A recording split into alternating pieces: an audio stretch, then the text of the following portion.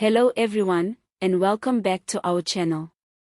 Today, we are diving deep into a major political development that has once again placed former President Jacob Zuma at the center of national discourse.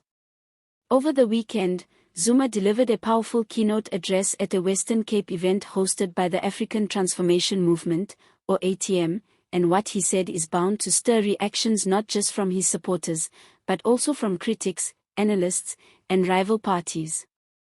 This wasn't just a ceremonial appearance.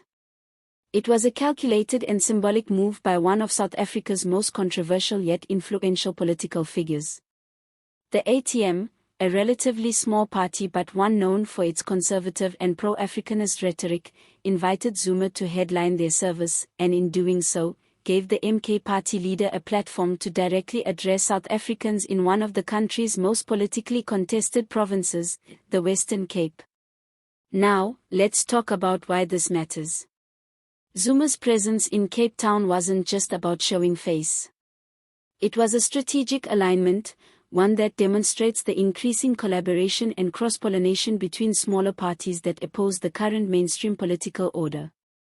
Zuma used the stage not only to reiterate his commitment to transformation, but also to issue a political challenge to the status quo.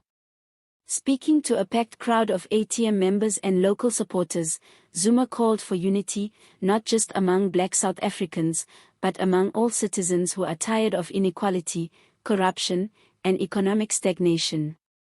He framed the MK party, which has been making waves as a new but influential player in South African politics, as the true force for transformation, a voice for the voiceless and a threat to entrenched political elites.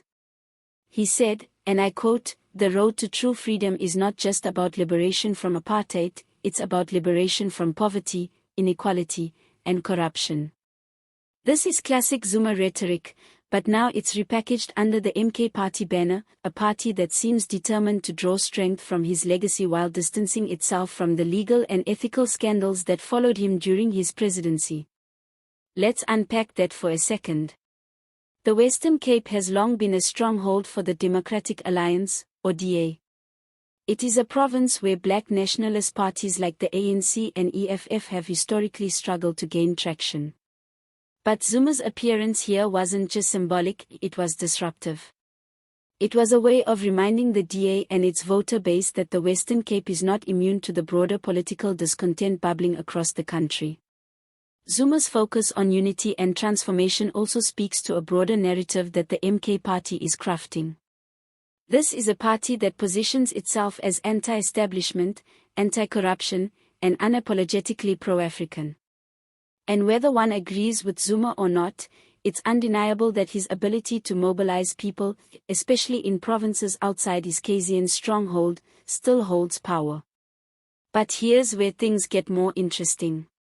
Zuma's remarks also come at a time when the ANC is internally divided, with factions forming around different leaders and visions.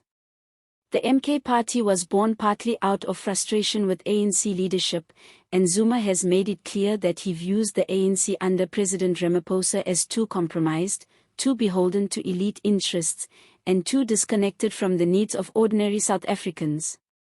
The political implications of Zuma aligning himself more publicly with parties like ATM are massive. It signals a broader trend of coalition building among populist or outsider movements in the country. If these groups unite around shared goals, like land reform, economic justice, and dismantling what they call neoliberal capture, we could see the emergence of a powerful political bloc capable of shaking the foundations of South Africa's electoral map. Now, let's not ignore the controversies surrounding Zuma. He remains a deeply polarizing figure. To his supporters, he's a revolutionary, a man of the people, someone who has always spoken truth to power. To his critics, he's a symbol of state capture, corruption, and institutional decay. But love him or hate him, he's not going anywhere quietly. If anything, he's doubling down. His involvement in ATM events, his leadership of the MK party, and his refusal to bow out of politics suggest that Zuma is preparing for a long game.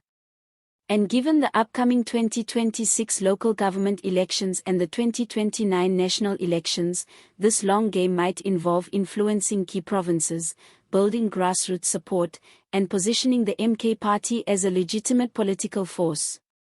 As the service concluded in Cape Town, Zuma left attendees with a powerful reminder that the struggle for a more equitable South Africa isn't over. We must liberate ourselves not only politically, but economically and socially, he declared. His tone was defiant, his message was clear, he intends to remain a central figure in the fight for South Africa's future. But we also have to ask, is this resurgence of Zuma-style politics helpful or harmful to South Africa's democratic development? Is the MK party genuinely different from the ANC, or just a repackaged version of Zuma-era populism?